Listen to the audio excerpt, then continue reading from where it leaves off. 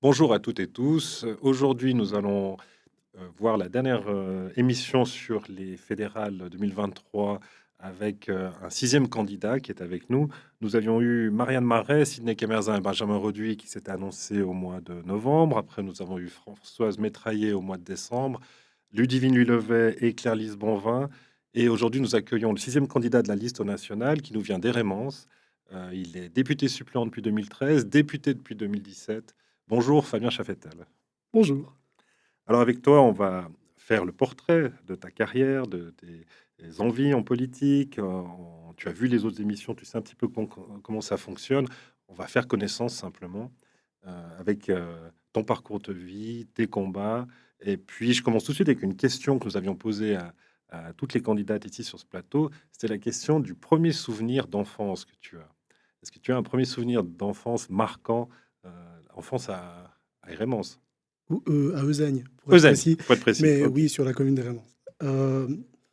En marquant, je ne sais pas, mais le tout dans le premier souvenir dont je me souvienne, c'est il est un peu nébuleux. Il y a le voile du temps qui est un peu passé dessus, mais c'est simplement maman qui ouvre les rideaux alors que je suis couché dans le berceau. Mais c'est le plus vieux souvenir, je saurais pas dire quel âge j'avais. Je me souviens très bien du berceau, vu que mon fils l'a utilisé aussi. Mais oui, ça devait être j'imagine un jour d'été ou de printemps parce que le soleil était radieux, donc pas en hiver. OK. Et puis, comment c'était l'enfance là-haut? C'était génial.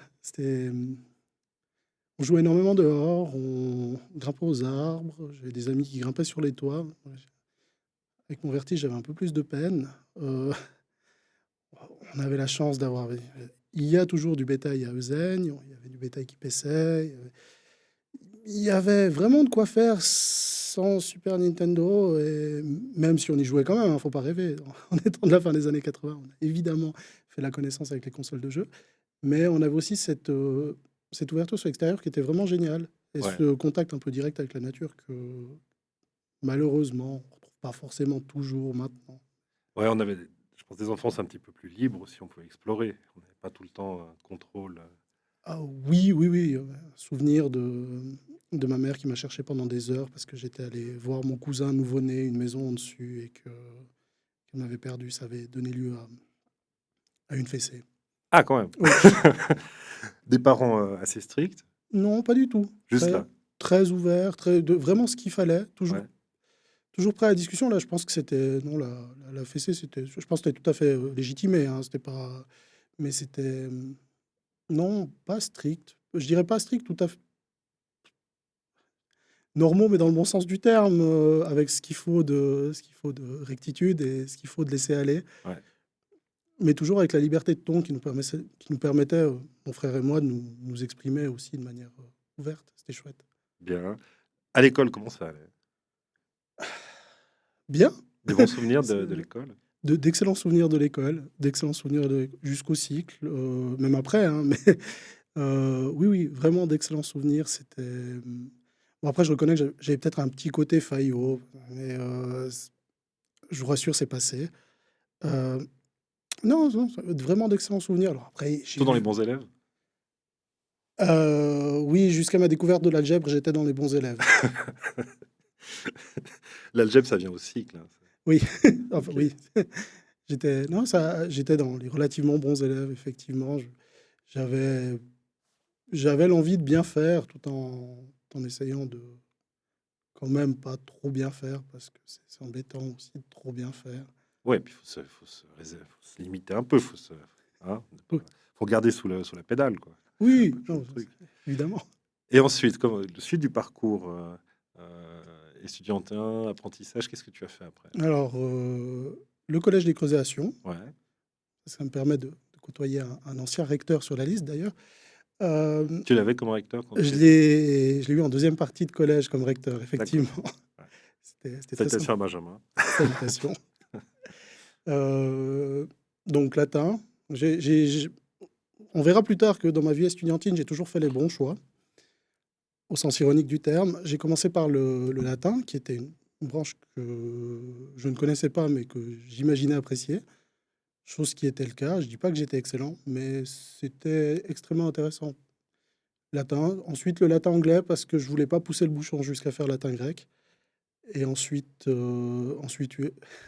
l'université à Fribourg en philosophie. Ah, encore un philosophe dans ce parti. On a pas mal de philosophes, on a beaucoup de gens. On a notre président aussi, Joachim, qui a aussi fait philosophie à Fribourg. On n'a pas beaucoup de gens qui ont fait philo. Oui, Tu en as côtoyé quelques-uns? alors non, non, je pense que j'étais juste trop jeune pour côtoyer Joachim. Ouais. Hem, J'avoue que j'étais pas forcément un étudiant, très sociable au sens, vie associative et studentine, c'était quelque chose que j'évitais. Alors c'est vraiment une période de ma vie que j'ai passée essentiellement dans les livres et dans ma chambre. Et puis dans les trains pour rentrer très rapidement le week-end, ou tu faisais partie de ces Exactement. élèves qui traînaient à Fribourg le week-end? Je pense que sur mes 6 ans d'Uni, je ne suis pas rentré qu'un seul week-end. Ouais, ok, Un seul. ouais, C'est parce que ma petite amie de l'époque était là, d'accord. c'est tout. Non, sinon je rentrais tous les Tu week-ends. rentrais tout le temps, Il y a une raison évidente, c'était la lessive et ensuite, ouais. Avec ensuite Fribourg, on sait qu'ils n'ont pas de machine à laver, c'est bien connu, c'est l'eau, c'est l'eau. effectivement. Et donc aussi, université, un bon parcours, ça t'a plu? Oui, correct. Après je savais d'entrée de jeu en prenant cette branche-là que c'était pas du tout dans une optique professionnelle que je la prenais. Mhm. J'ai j'ai fait pendant mon parcours estudiantin une expérience d'enseignement et je peux dire que le vaccin a été efficace. Donc c'est pas, j'ai pas eu la fibre qui est Ouais, apparue, j'ai plutôt eu une espèce de répulsion qui est apparue bon c'était quand même dans un cycle d'orientation donc ouais, c'est peut-être le disons le côté, un peu plus le dur. côté discipline était un peu Mhm. plus, comment dire? Prononcé que dans d'autres. Mais oui, donc université terminée, fallait trouver du job, ce qui a été, je dirais pas extrêmement facile. J'ai travaillé pendant une année dans une assurance, dont je vais taire le nom, un service externe. C'était une expérience très enrichissante, mais dont en termes de valeur, je me reconnaissais pas forcément dans l'entreprise. Donc c'était quelque chose de dur pour moi. J'ai introspectivement parlant, ç ça m'a beaucoup appris, tant en côtoyant, mes collègues qu'en voyant le système en lui-même. Mais j'avais un problème de valeur vraiment et ça a pas très bien marché. Ensuite, j'ai eu la chance de rentrer chez ESR à l'époque, Mhm. où ils demandaient en fait, quelqu'un était malheureusement malade, donc il fallait la remplacer cette personne pour le service de vente simplement, donc service de vente en électricité essentiellement, donc électricité libéralisée, les grands comptes comme on appelle ça. Et et là, je suis tombé vraiment dans un monde qui m'a énormément plu, où j'étais en adéquation avec tout.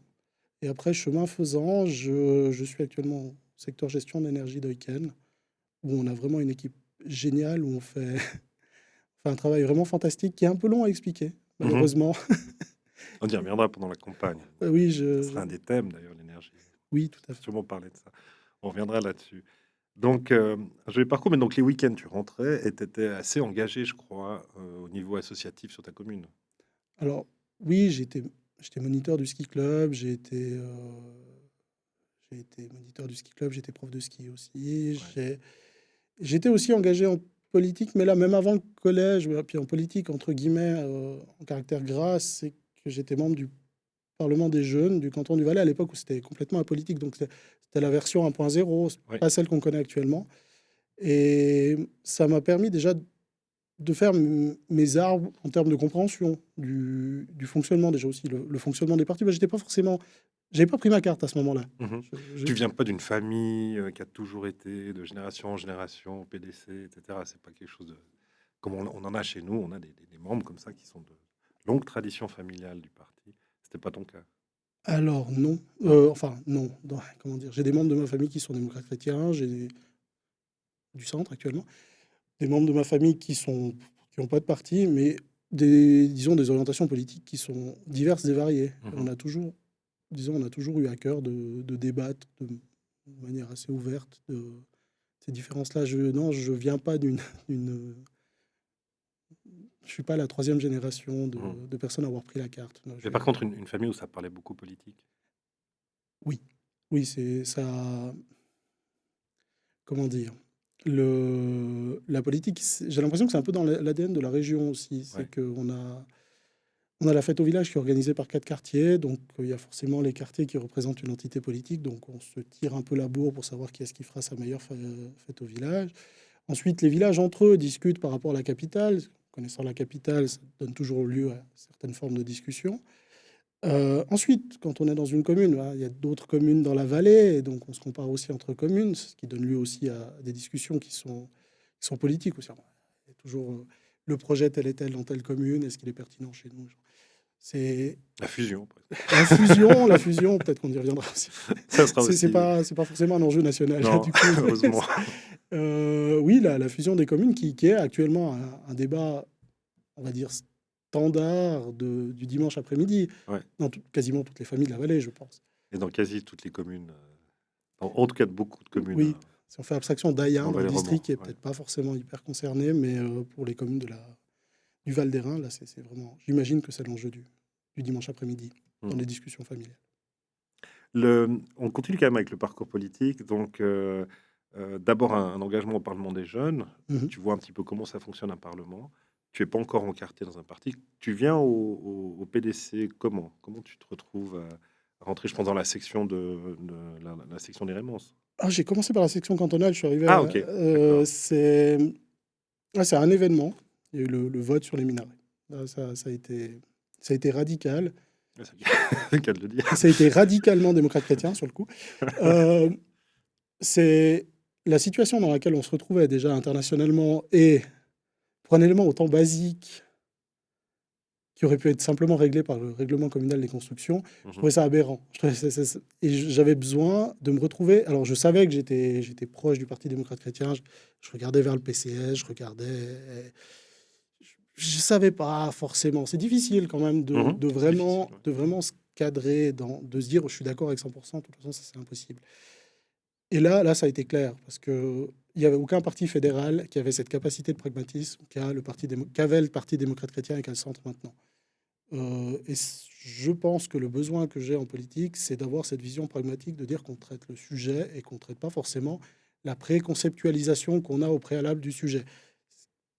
Personnellement, j'ai un peu de peine avec ça, donc Ouais. je rejoins là-dedans.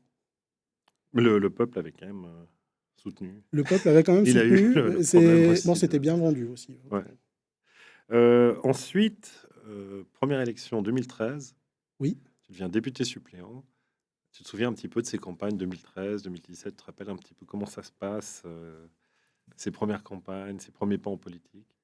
oui, oui, oui, je me rappelle très bien. C'était vraiment, c'était vraiment génial en fait. J'ai reçu un coup de téléphone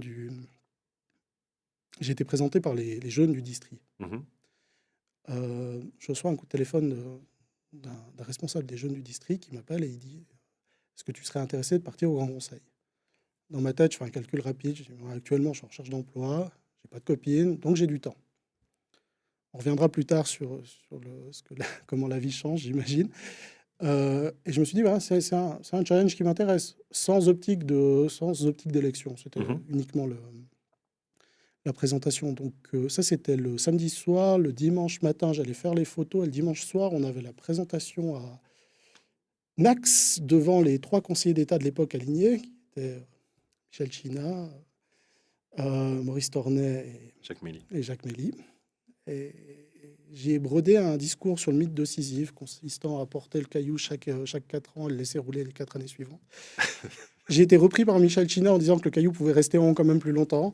C'était son dernier mandat, donc c'est pour ça. C'est peut-être pour ça.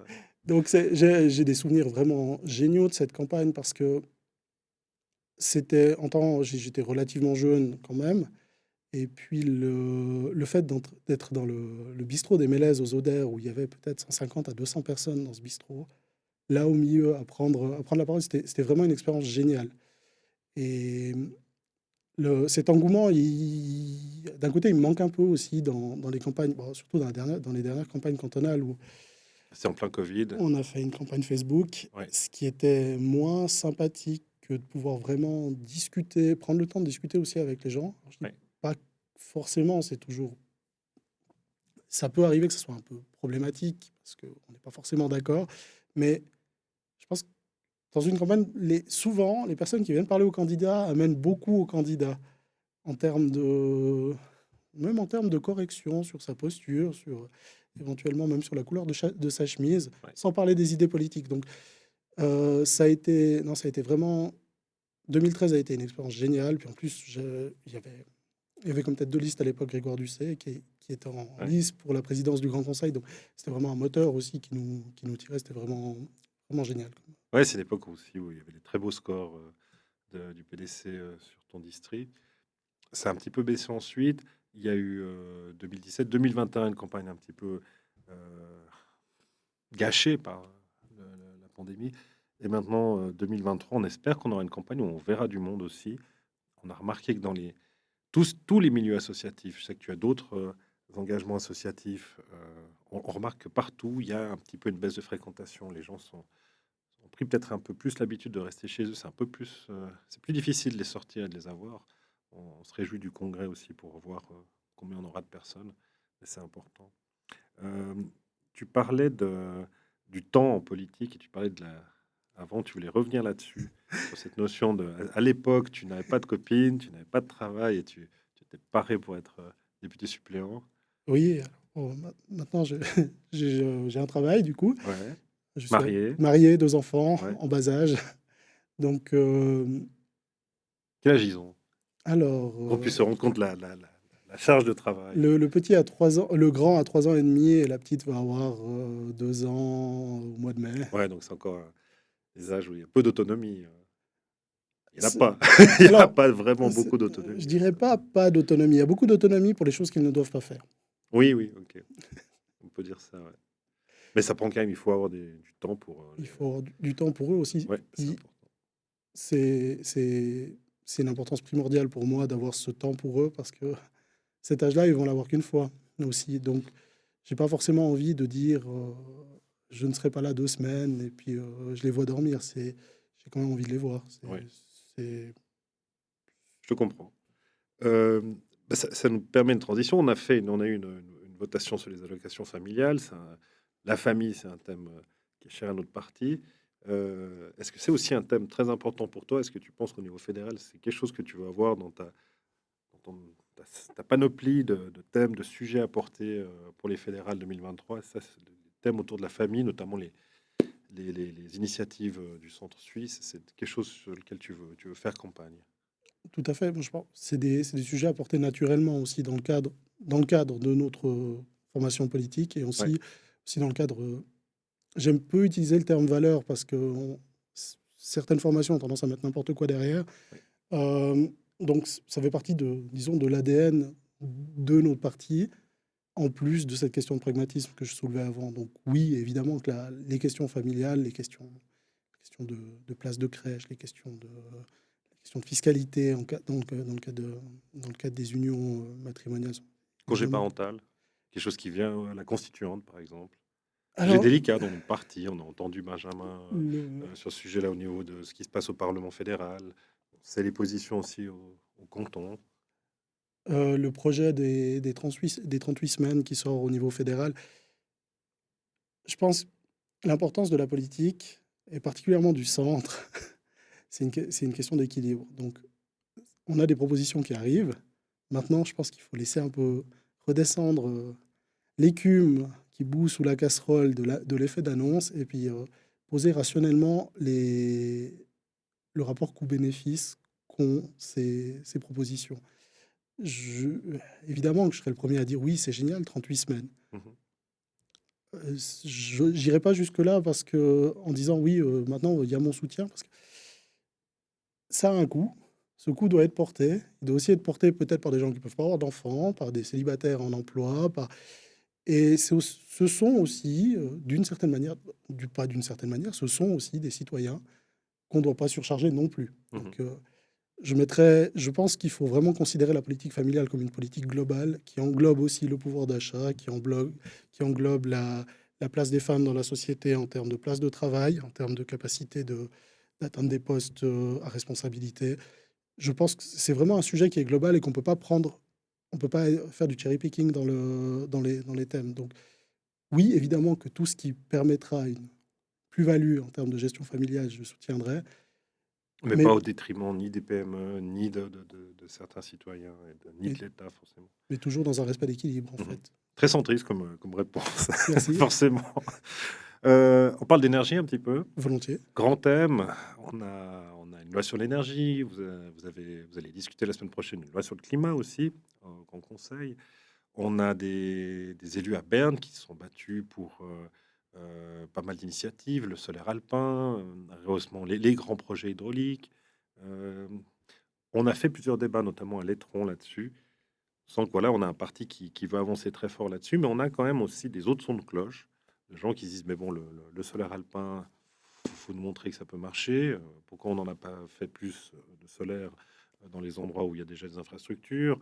On a des gens qui nous disent, notamment le professeur qu'on avait invité, qui nous disait que de réussir les barrages, c'est bien sympa, mais dans 10 ans, il n'y a plus d'eau.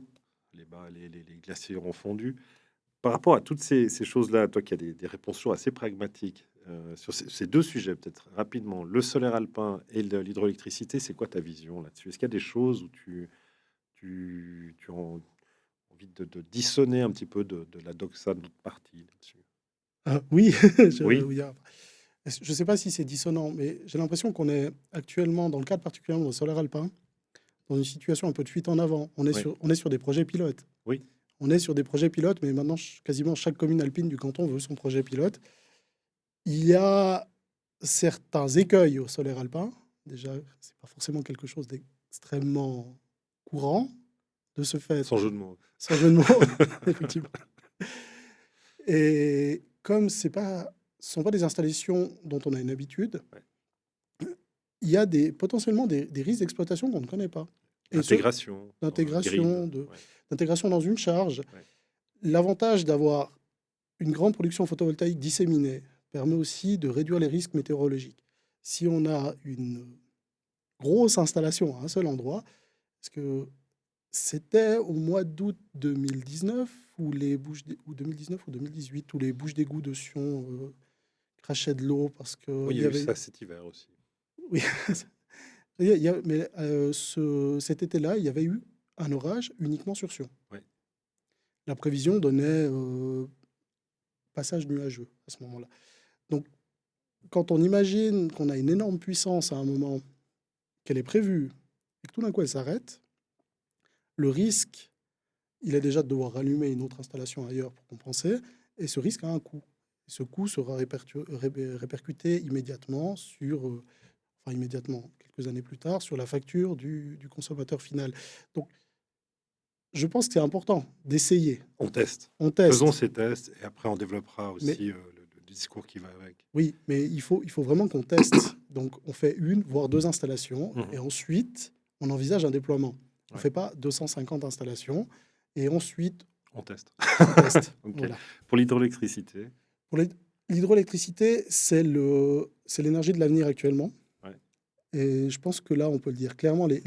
J'imagine, c'est- je reste sur un sentiment. Je n'ai pas envie d'être appelé Nostradamus parce que je peux me tromper aussi. Les nouvelles énergies renouvelables sont intermittentes. C'est un constat. On sort du nucléaire qui fait du ruban. On a certaines productions au fil de l'eau qui sont aussi variables dépendant des apports. De ce fait, la seule énergie qu'on a actuellement à disposition qui nous permet de combler les lacunes des énergies intermittentes, c'est l'hydroélectrique interruptible. Sans cela, sans cet atout majeur qu'a le canton et la Suisse en tant que réservoir à ce niveau-là, on ne sortira pas On de n'aura la... pas de moyens de compensation, on n'aura pas tous ces moyens. Il n'y Ok. aura pas de transition énergétique, en fait. Ouais. Et C'est, le déficit d'eau, c'est quelque chose qui te fait souci? Ou pas pour le moment? encore une fois, c'est difficile de se prononcer Ouais. sur... on a, en étant cynique, on pourrait dire que les glaciers peuvent fondre encore quelques années avant de manquer d'eau. Ouais. On peut dire aussi qu'on met en place des politiques publiques au niveau occidental actuellement qui visent à réduire l'augmentation de la température, Ouais. que ces politiques, à un moment, elles devront quand même faire effet. Enfin, j'ose espérer qu'elles feront effet. De ce fait, je ne pense pas qu'on va manquer d'eau Ouais. dans les barrages. Il faut bien dire que le jour où nous, on manque d'eau, On aura d'autres problèmes. on aura d'autres problèmes. Ouais. Intéressant comme réponse. On fera le débat. Euh, autre Sujet, au Grand Conseil, toi, tu as souvent défendu aussi les régions périphériques. Oui, Est-ce que tu penses aussi, je pense que c'est un thème, est-ce que c'est quelque chose qu'on peut t'attendre aussi sur ce sujet-là au niveau, fédéral? certainement, oui.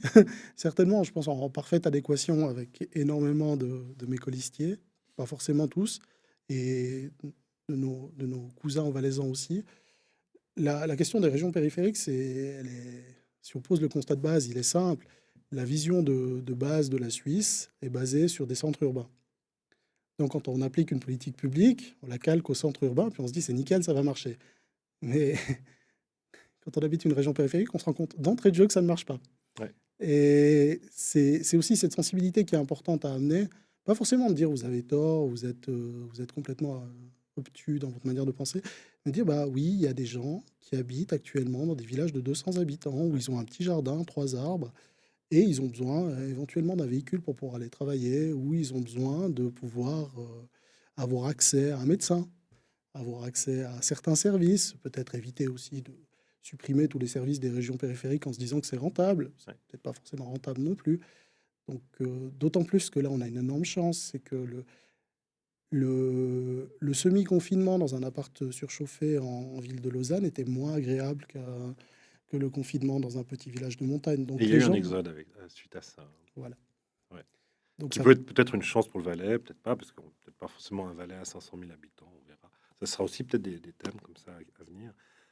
Le Valais s'urbanise, on l'a vu, on avait fait une présentation au tout début de la campagne pour les candidats, en montrant que le taux d'urbanisation au Valais était passé de 70 à 80%, ce qui est quand même énorme. Si on demande le taux d'urbanisation à quelqu'un ici en Valais, on pense pas, on n'a pas 80% en tête, selon les définitions de ce que c'est le milieu urbain de l'Office fédéral de la statistique. C'est assez intéressant. Écoute, ça nous fait pas mal de thèmes. Moi, je finis peut-être cette émission. On aura vraiment l'occasion de discuter. Je pense que ça sera passionnant pendant toute la campagne. C'est pour ça qu'on sort assez tôt. Mais comment tu envisages cette campagne? Quels sont tes souhaits, ta vision de cette campagne? Qu'est-ce que tu espères? Quelle est ta motivation à venir sur la liste? Et puis comment tu vois la suite de cette aventure? alors, ma motivation, commençons par là. Oui, il y a plusieurs Ma, questions. ma motivation, c'est déjà d'arriver avec des propositions et des idées, Ouais, aussi un mode de fonctionnement que je reconnais pas forcément être toujours très canonique dans la manière de fonctionner. Euh, Ensuite, mes attentes et mes rêves au niveau de la campagne, c'est vraiment qu'on arrive à faire une campagne de liste commune avec les jeunes, avec les JDC, qui eux, vont nous amener aussi le grain de folie qui manque parfois aux listes principales, qui nous amène et qu'ensemble, on arrive à être une force de proposition. Après, évidemment que sur l'ensemble, on ne sera pas tous élus, mais c'est pas, globalement, c'est pas grave parce qu'on a cet espace de débat qui ne s'ouvre qu'une fois chaque 4 ans pour les nationales et on se doit de l'exploiter. Pas forcément en se disant qu'on a toujours raison parce qu'on a 6 mois pour apprendre. Là, je pense qu'il y a aussi énormément de choses à apprendre et on peut sortir vraiment avec un Valais renforcé quand on aura bien appris. ouais. Bien travailler tous les thèmes, avancer aussi avec le parti, aussi avec nos membres, à la rencontre des citoyens, des citoyennes. Écoute, c'est tout ce qu'on te souhaite. Pardon. Santé. Fabien, je te remercie. Merci Et puis beaucoup. je me réjouis de te retrouver. Je te souhaite une très très bonne campagne. À Merci. bientôt. Toi aussi.